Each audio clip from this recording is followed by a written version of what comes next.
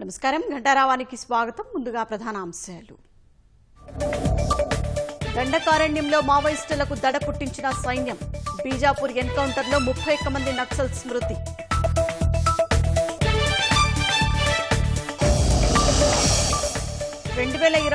మార్చి నాటికి మావోయిస్టుల ఏరివేత పూర్తి. నక్సల్ రహిత దేశంగా మారుస్తామన్న అమిత్ షా.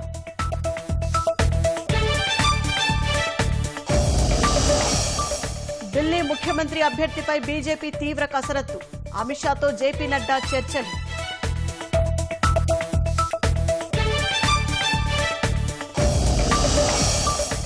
ఏపీలో వైసీపీ గతే ఢిల్లీలో ఆప్కు పట్టిందన్న పురంధేశ్వరి. ప్రజలను ఇబ్బంది పెట్టి దోచుకోవడం వల్లేనని వ్యాఖ్య.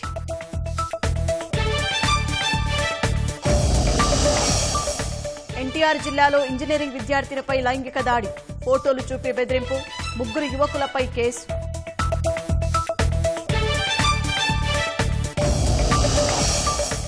మణిపూర్ ముఖ్యమంత్రి బీరేన్ సింగ్ రాజీనామా. గవర్నర్ భల్లాకు స్వయంగా లేఖ అందజేత.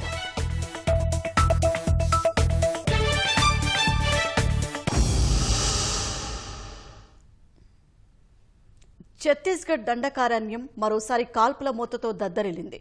బీజాపూర్లో భద్రతా దళాలకు మావోయిస్టులకు మధ్య భారీ ఎన్కౌంటర్ చోటు చేసుకుంది. ఈ ఘటనలో 31 మంది మావోయిస్టులు మృతి చెందగా 2 భద్రతా సిబ్బంది ప్రాణాలు కోల్పోయారు. మరో 2 సిబ్బంది గాయపడినట్లు అధికారులు వెల్లడించారు.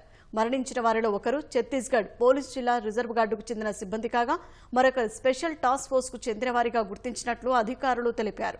పశ్చిమ బస్తర్ ప్రాంతంలో శుక్రవారం మావోయిస్టుల కదలికలకు సంబంధించి భద్రతా దళాలకు కీలక సమాచారం అందింది. దీంతో బీజాపూర్ నేషనల్ పార్కులో సంయుక్తంగా కూంబింగ్ ఆపరేషన్ చేపట్టిన డీఆర్జీ, ఎస్టీఎఫ్ దళాలకు మావోయిస్టులు తారసపడ్డారు. బలగాలను చూసిన మావోయిస్టులు కాల్పులకు తెగబడ్డారు.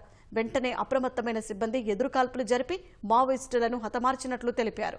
ఛత్తీస్గఢ్ చరిత్రలోనే ఇది 2వ భారీ ఎన్కౌంటర్ అని పేర్కొన్నారు. గతంలో జరిగిన ఎదురుకాల్పులో 41 మంది మావోయిస్టులు మృతి చెందారు.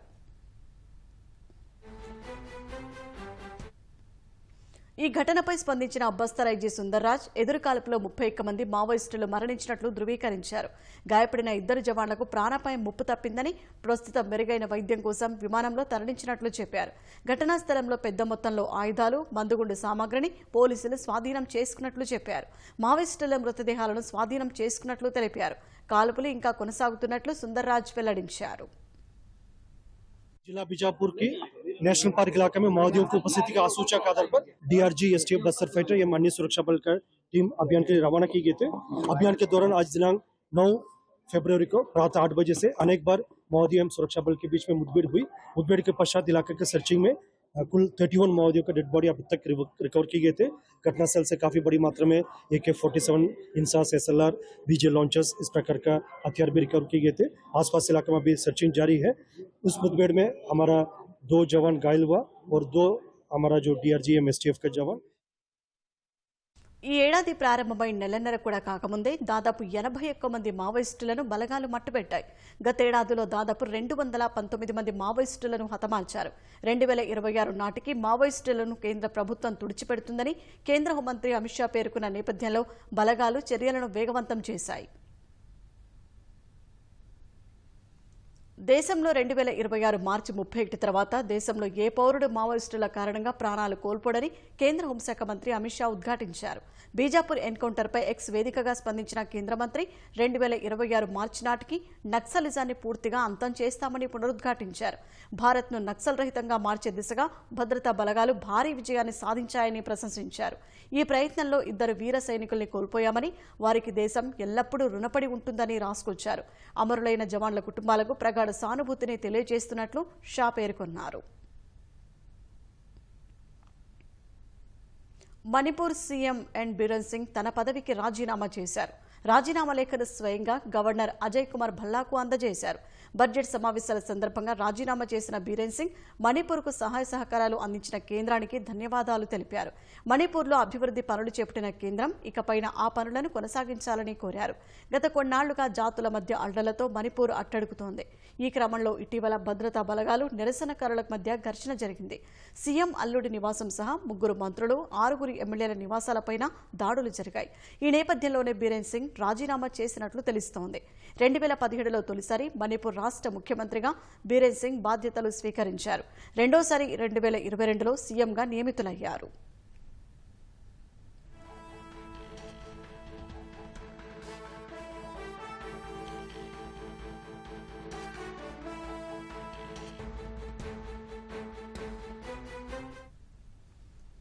ఢిల్లీ ముఖ్యమంత్రి పదవికి ఆతిషి రాజీనామా చేశారు. రాజ్భవన్లో లెఫ్టినెంట్ గవర్నర్ బీకే సక్సేనాకు ఆమె రాజీనామా లేఖను సమర్పించారని అధికారులు తెలిపారు. ఈ నెల 5న జరిగిన అసెంబ్లీ ఎన్నికల్లో ఆమ్ ఆద్మీ పార్టీ ఓటమిని చవిచూడటంతో ఆతిషి ముఖ్యమంత్రి పదవికి రాజీనామా చేశారు. అరవింద్ కేజ్రీవాల్ మద్యం కుంభకోణంలో జైలు శిక్ష అనుభవించి గతేడాది సెప్టెంబర్లో బయటకు వచ్చాక ముఖ్యమంత్రి పదవికి రాజీనామా చేశారు. ప్రజలు మళ్లీ తనను గెలిపించే వరకు పదవిలో ఉండబోనని పేర్కొంటూ సీఎంగా ఆతిషిని ప్రతిపాదించారు. దీంతో ఆమె అనూహ్యంగా సీఎం పదవిని చేపట్టారు. ప్రధాని నరేంద్ర మోదీ విదేశీ పర్యటన అనంతరం ముఖ్యమంత్రిగా తమ నేత ప్రమాణం చేస్తారని బీజేపీ నాయకులు తెలిపారు. అయితే సీఎం అభ్యర్థి పేరును మాత్రం వెల్లడించలేదు. ఢిల్లీ సీఎంగా కేజ్రీవాల్పై గెలిచిన పర్వేజ్ సాహిబ్ సింగ్, ఫైర్ బ్రాండ్ రమేష్ బిదోరే, సుష్మా స్వరాజ్ కుమార్తె బాన్సురి స్వరాజ్, మాజీ ఎంపీ స్మృతి ఇరానీ పేర్లు పరిశీలనలో ఉన్నట్లు తెలిసింది. న్యూఢిల్లీ నియోజకవర్గంలో కేజ్రీవాల్పై విజయం సాధించి జైంట్ కిల్లర్గా నిలిచి సీఎం పదవి రేసులో ఉన్న బీజేపీ అభ్యర్థి పర్వేజ్ సాహిబ్ సింగ్ వర్మ తన సొంత గ్రామాన్ని సందర్శించారు. ఢిల్లీ అసెంబ్లీ ఎన్నికల ఘన విజయం సాధించిన పర్వేజ్ ఈ ఉదయం తన స్వగ్రామమైన ముండ్కాను సందర్శించారు.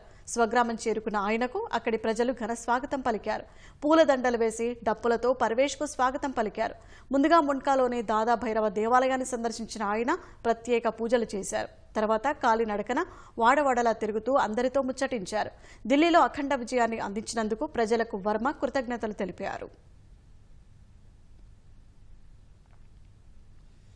ఢిల్లీ అసెంబ్లీ ఎన్నికల్లో విజయం సాధించిన 70 మంది ఎమ్మెల్యేలు 31 మందిపై క్రిమినల్ కేసులు ఉన్నాయని association for democratic reforms ADR తెలిపింది. గత అసెంబ్లీ ఎన్నికలతో పోలిస్తే ఈ సంఖ్య తక్కువని ఏడీఆర్ వెల్లడించింది. అభ్యర్థుల అఫిడవిట్లను పరిశీలించి ఈ మేరకు నివేదికను విడుదల చేసింది. క్రిమినల్ కేసులో నేరారోపణలు ఎదుర్కొంటున్న నేతలు ఎమ్మెల్యేలుగా గెలుపొందుతుండడం ఆందోళనకరమని ఏడీఆర్ పేర్కొంది. తొలిసారి ఎమ్మెల్యేగా ఎన్నికైన 17 మందిపై తీవ్రమైన క్రిమినల్ కేసులు ఉన్నాయని తెలిపింది. వాటిలో హత్యాయత్నం, మహిళలపై నేరాలకు సంబంధించిన కేసులు ఉన్నాయని వెల్లడించింది. బీజేపీ తరపున గెలిచిన 48 ఎమ్మెల్యేలో 16 మందిపై, ఆప్ తరపున గెలుపొందిన 22 ఎమ్మెల్యేలో 15 మందిపై క్రిమినల్ కేసులు ఉన్నాయని పేర్కొంది. ఎన్నికైన 70 మంది ఎమ్మెల్యేలందరి ఆస్తుల విలువ 1542 కోట్ల రూపాయలని ఏడీఆర్ పేర్కొంది. 44% మంది ఎమ్మెల్యేల ఆస్తుల విలువ 10 కోట్లకు పైగా ఉందని నివేదికలో పేర్కొంది. గత ప్రభుత్వం రాష్ట్ర అభివృద్ధిని నిర్లక్ష్యం చేసిందని బీజేపీ రాష్ట్ర అధ్యక్షులు పురంధేశ్వరి విమర్శించారు. గత ప్రభుత్వంలో అభివృద్ధి లేదని, జేబులు నింపుకోవడంపైనే వైసీపీ నేతలు దృష్టి సారించారని చెప్పారు. ఢిల్లీలోని ఆప్ సర్కార్ గత 5 ఏళ్లలో వైసీపీ ప్రభుత్వానికి సారూప్యత ఉందని పురంధేశ్వరి అన్నారు. గత ప్రభుత్వాలు ప్రజల్ని ఇబ్బంది పెట్టాయని, అందుకే ఎన్డీఏ కూటమికి జనం అధికారం కట్టబెట్టారని చెప్పారు.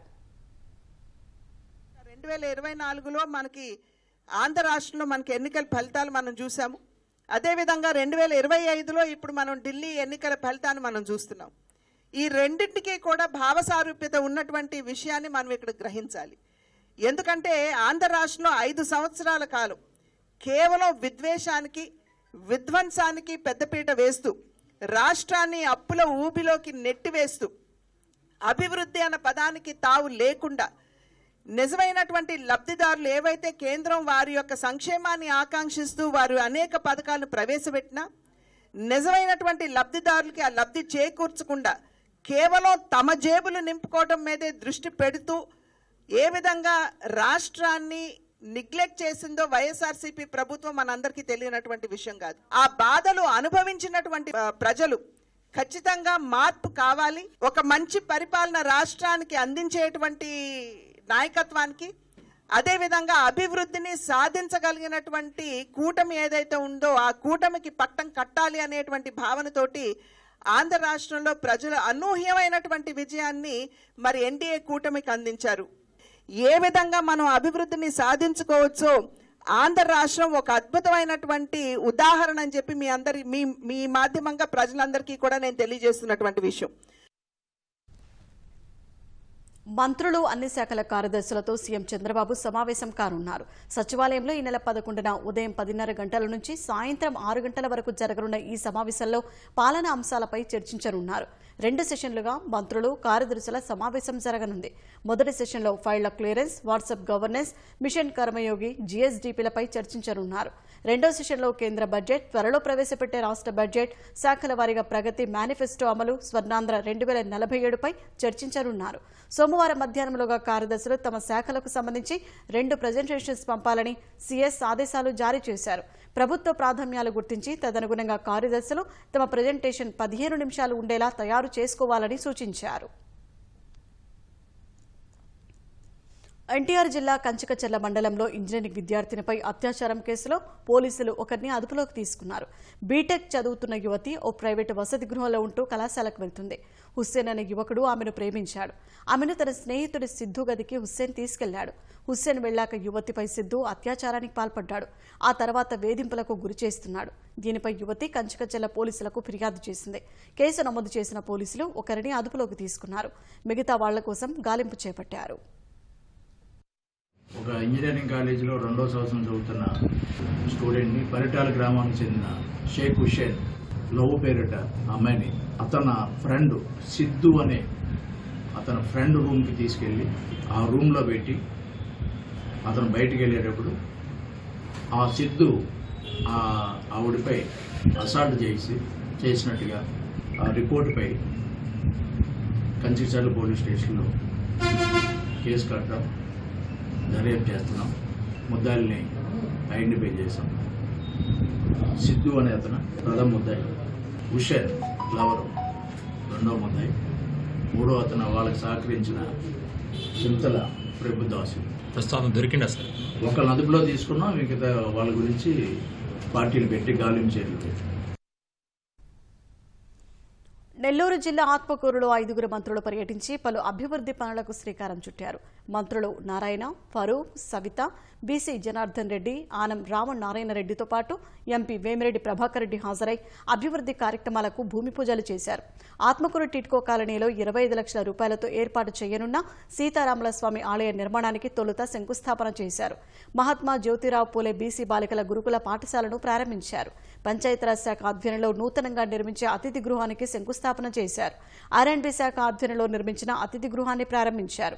వైసీపీ పాలనలో నిలిచిపోయిన అభివృద్ధి పనులను కూటమి పాలనలో తిరిగి ప్రారంభిస్తున్నట్లు మంత్రులు చెప్పారు. ఆర్ఎన్బి గెస్ట్ హౌస్ ఎప్పుడు ప్రారంభించారు? ఇక్కడ 12 సంవత్సరాలప్పుడు నేనే శంకుస్థాపన చేశాను. ఇప్పుడు దాన్ని ప్రారంభించడానికి జనార్దన్ రెడ్డి గారు నిధులిచ్చి, అన్న 6 మాసాల్లో దీన్ని పూర్తి చేసి మొదలు పెడదామంటే పూర్తయింది అన్న, నువ్వు రా మొదలు పెడుతూ అంటే వచ్చారు. అంటే ఎంత నిర్లక్ష్యంగా ఈ నియోజకవర్గం ఉండిపోయిందో ఒకసారి గమనించాం. ఇవాళ ఒకటొకటి చేస్తూ వస్తున్నాం. అన్నీ మొదలు పెడతాం, అన్నీ చేస్తాం. అమృత్ 2 కింద త్రాగునీరు వస్తీ 3 రోజులుగా 4 రోజులుగా ఆత్మకూరు పట్టణంలో నీరు వస్తుంటే సోమశల నుంచి ఒక డెడికేటెడ్ లైన్ ఇచ్చి 95 కోట్ల రూపాయలతో 12 ఏళ్ల క్రితం మంచినీళ్ళు ఇచ్చాం. 10 ఏళ్ల తర్వాత వస్తే మళ్ళీ 4 రోజులకు ఒక రోజే. నారాయణ గారిని అడిగితే అమృత్ 2 పథకంలో దీనికి అవసరమైన 10 కోట్ల రూపాయలు అవుతాయంటే ఇస్తాము, మార్చిలో ఇస్తాను అని చెప్పి హామీ ఇచ్చారు. మున్సిపాలిటీ అయింది, బ్యూటిఫికేషన్ కావాలి, కొంచెం అందమైన పార్కులు ఉంటే బాగుంటుందంటే 2 కోట్ల రూపాయలు ఇస్తామని హామీ ఇచ్చారు. ఇవన్నీ కూడా ఇవాళ ప్రభుత్వంలో సాధించుకోగలుగుతున్నాం. రాష్ట్రంలో 27,000 కిలోమీటర్ల మేర రోడ్లలో కనీసం బైకులు కూడా తిరిగే పరిస్థితి లేదని, వాటన్నింటినీ పునర్నిర్మిస్తున్నట్లు మంత్రి బీసీ జనార్దన్ రెడ్డి తెలిపారు. వైసీపీ హయాంలో జరిగిన పనులకు 2,500 కోట్ల బిల్లులు చెల్లించినట్లు వివరించారు. సీఎం చంద్రబాబు నిర్ణయాల వల్లే రాష్ట్రానికి పెద్ద సంఖ్యలో జాతీయ రహదారులు వచ్చాయని చెప్పారు. ఇప్పటికే దాదాపుగా 1,180 కోట్ల రూపాయలు రూపాయలు వచ్చింది జీవోలు ఇచ్చి 79% కూడా రాష్ట్రంలో 27,000 కిలోమీటర్లకు గాను దాదాపుగా ఈ రోజుకి 18,000 చిల్లర కిలోమీటర్లు కూడా వేయడం జరిగింది. దాదాపుగా 79% నుంచి 80% వరకు క్లియర్ చేశాం. ఈరోజు నేను వైఎస్ఆర్ పార్టీ వారికి సవాల్ చేస్తా ఉన్నాను. మొన్ననే సాక్షి పత్రికలో రాశారు, ఒక నెల కిందట 47,000 కోట్లు ఖర్చు పెట్టిన ప్రభుత్వం వైఎస్ఆర్ ప్రభుత్వం అని. మరి మీరు 47,000 కోట్ల రూపాయలు ఖర్చు పెడితే ఈరోజు ఈ యొక్క గుద్దలు ఉండేటువంటి రహదారులు ఎక్కడికి పోయినాయి? మీరు ఖర్చు పెట్టేటువంటి కూడా మింగేశారా? ఎటు పోయాయి ఆ నిధులన్నీ కూడా నేను ప్రశ్నిస్తా ఉన్నాను, ఎక్కడికి పోయాయని. ఈరోజు మా ప్రభుత్వం వచ్చిన తర్వాత గత ప్రభుత్వంలో ఎవరైనా ఒక R&B కాంట్రాక్టర్ అంటే తల ఎత్తుకొని తిరిగేవారు. ఈరోజు తల ఎత్తుకోలేనటువంటి పరిస్థితులు ఉండి గత ప్రభుత్వం ఇచ్చినటువంటి ఏదైనా చేసిన పనులకు కూడా అప్పు కట్టలేకపోతే నాబార్డు ద్వారా కానీ NDB ద్వారా కానీ ఇవన్నిటి వారి ద్వారా కూడా దాదాపుగా 2,500 కోట్ల రూపాయలు వారు చేసినటువంటి బిల్లులకు మా ప్రభుత్వం వచ్చిన తర్వాత గౌరవ ముఖ్యమంత్రి గారు శ్రీ నారా చంద్రబాబు నాయుడు గారు ఇవ్వడం జరిగింది. గుంటూరులో ప్రజా సమస్యలను పరిష్కరించి అభివృద్ధి పనులకు ప్రణాళికలు రూపొందిస్తున్నట్లు కేంద్ర మంత్రి పెమ్మసాని చంద్రశేఖర్ అన్నారు. స్వచ్ఛంద సంస్థల ప్రతినిధులతో భారతీయ విద్యాభవన్లో ఏర్పాటు చేసిన సమావేశంలో ఆయన పాల్గొన్నారు. గుంటూరు నగరాన్ని స్మార్ట్ సిటీగా రూపొందించేందుకు అందరి సలహా సూచనలు అవసరమన్నారు. పార్కులు, ప్రభుత్వ పాఠశాలలు, విద్యార్థుల వసతి గృహాలను స్వచ్ఛంద సేవ కార్పొరేట్ సంస్థలు దత్తత తీసుకుని అభివృద్ధి చేయాలన్నారు. 3 బ్రిడ్జెస్ మనం ఫైనల్ గా తీసుకొచ్చాం. ఇంకొకటి నందివెలుగు ఇన్కంప్లీట్ బ్రిడ్జ్ ఉంది, అది కూడా ఒక 3-4 వీక్స్ లో దానికి కూడా శాంక్షన్ వస్తుంది. అది కూడా అయిపోతే 4 అవుతాయి. వాటర్ గురించి సస్టైనబుల్ గా కృష్ణా నది నుంచి పైప్ లైన్లు వేసుకొని వచ్చి ఎంత చేయటం ఎలా అనే దాని మీద చూస్తున్నాం. సిటీ అంతా క్లీనింగ్ అనే దాని మీద ట్రాక్టర్ లేకపోవటం, వెహికల్స్ లేకపోవటం, సఫిషియెంట్ పీపుల్ లేకపోవటం, ఉన్న పీపుల్ ని ఎఫిషియెంట్ గా వాడుకోలేకపోవటం, ఇవన్నీ ఉన్నాయి. కాంట్రాక్ట్ అన్ని ప్రతి వార్డుకి కూడా ఒక ట్రాక్టర్ వచ్చే విధంగా లీజుకు తీసుకునే విధంగా చేశాము. ఇవి కాకుండా సిటీలో అన్ని ఏరియాల్లో ఈ రోజున వీడియో కెమెరాస్ పెడతా ఉన్నాము. GGH ఇంత ముందు మీద కొద్దిగా బెటర్ అయింది, ఇంకా బెటర్ అవ్వాల్సిన అవసరం ఉంది. హైదరాబాద్ పంజాగుట్టలో పారిశ్రామికవేత్త వెల్జాన్ గ్రూప్ అధినేత వెలమాటి చంద్రశేఖర్ జనార్దన్ రావును హత్య చేసిన సొంత మనవడిని అరెస్టు చేసిన పోలీసులు రిమాండ్కు తరలించారు. ఆస్తి తగాదాల కారణంగా ఈ దారుణానికి ఒడిగట్టినట్లు పోలీసులు అనుమానిస్తున్నారు. నిందితుడిని కస్టడీలోకి తీసుకుని లోతైన దర్యాప్తు చేస్తే మరిన్ని విషయాలు తెలిసే అవకాశం ఉందని పోలీసులు చెబుతున్నారు. జనార్దన్ రావు గారు మనవుడు అనమాట, ఆ సరోజినీదేవి గారి కొడుకు. అతను కత్తితోటి ఇతను జనార్దన్ రావు గారిని పలు మార్లు పొడిచి చంపినట్లు చెప్పారు. తర్వాత ఆమెని కూడా 108 సిబ్బందితో కలిసి హాస్పిటల్కి పంపించడం జరిగింది. ఆమె ఇప్పుడు అపోలో హాస్పిటల్లో ట్రీట్మెంట్ పొందుతున్నారు. తర్వాత ఇంకా అతన్ని ఎక్యూజ్డ్ ఎవరైతే ఉన్నారో ముద్దాయిని పట్టుకుని విచారించి అతని దగ్గర ఉన్నటువంటి కత్తి ఇంకా మిగతా సీజ్ చేసి కోర్టులో ప్రొడ్యూస్ చేస్తే నిన్న రిమాండ్కి తరలించడం జరిగింది. కారణాలు అంటే శ్రీనివాసరావు గారు కంప్లైంట్ ఇచ్చారు, మృతుని యొక్క కొడుకు.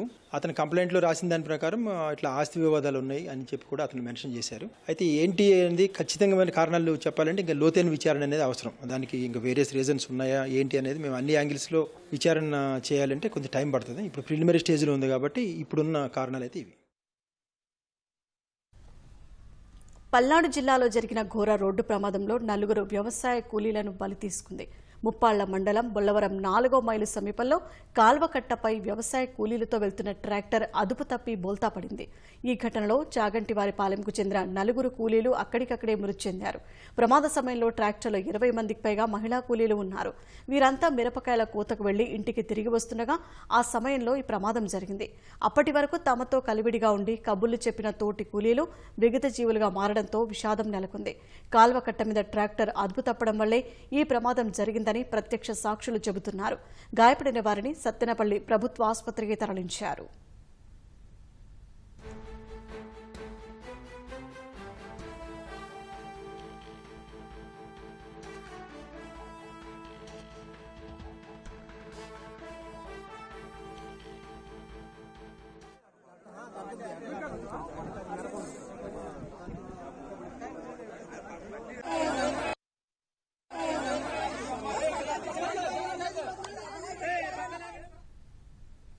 దేశంలో మోస్ట్ వాంటెడ్గా ఉన్న మధ్యప్రదేశ్కు చెందిన ధార్ గ్యాంగ్ను అనంతపురం పోలీసులు అరెస్ట్ చేశారు. ఇటీవల అనంతపురంలో భారీ చోరీ చేసిన కేసులో ఈ గ్యాంగుకు చెందిన ముగ్గురిని పోలీసులు అరెస్ట్ చేశారు. 18 రోజుల కిందట నగరంలోని శ్రీనగర్ కాలనీలోని రాజహంస విల్లాస్లో భారీ చోరీ జరిగింది. నిందితులు మధ్యప్రదేశ్కు చెందిన ధార్ గ్యాంగుగా పోలీసులు గుర్తించారు. మధ్యప్రదేశ్కు వెళ్లి ముగ్గురిని అరెస్ట్ చేశారు. 90 లక్షల రూపాయల విలువైన బంగారు, వజ్రాల ఆభరణాలతో పాటు 19,35,000 రూపాయల నగదు స్వాధీనం చేసుకున్నారు. ఉత్తరప్రదేశ్లోని ప్రయాగ్రాజ్లో జరుగుతున్న మహాకుంభమేళాలో రేపు రాష్ట్రపతి ద్రౌపది ముర్ము పాల్గొననున్నారు. ఈ మేరకు రాష్ట్రపతి భవన్ ప్రకటన విడుదల చేసింది. త్రివేణి సంగమ ప్రాంతంలో ముర్ము పవిత్ర స్నానం ఆచరించి గంగామాతకు ప్రత్యేక పూజలు చేస్తారని తెలిపింది. ప్రయాగ్రాజ్లో ఉన్న బడే హనుమాన్ ఆలయం, పవిత్రమైన అక్షయవత్ వృక్షాన్ని సందర్శిస్తారని వెల్లడించింది. ఉత్తరప్రదేశ్ ప్రభుత్వం ఏర్పాటు చేసిన డిజిటల్ కుంభ కేంద్రాన్ని కూడా సందర్శిస్తారని రాష్ట్రపతి భవన్ పేర్కొంది. జనవరి 13న పుష్య పూర్ణిమ నాడు మొదలైన మహాకుంభమేళా ఈ నెల 26 వరకు కొనసాగనుంది. బెంగళూరులోని యలహంక ఎయిర్ ఫోర్స్ స్టేషన్లో రేపటి నుంచి ఏరో ఇండియా షో జరగనుంది. ఈ నేపథ్యంలో air chief marshal AP Singh, army chief general Upendra Dwivedi Tejas air క్రాఫ్ట్లో విహరించారు. ఏపీ సింగ్ తేజస్ యుద్ధ విమానాన్ని నడపగా ద్వివేది వెనుక సీటులో కూర్చున్నారు. తన జీవితంలో ఇదో అద్భుత ఘట్టమని ఆర్మీ చీఫ్ ఉపేంద్ర ద్వివేది అన్నారు. గగనతలంలో పైలట్లు ఎదుర్కొనే సవాళ్లను గమనించారని చెప్పారు. నేషనల్ డిఫెన్స్ అకాడమీలో ఏపీ సింగ్ తన బ్యాచ్మేట్ అని ద్వివేది తెలిపారు.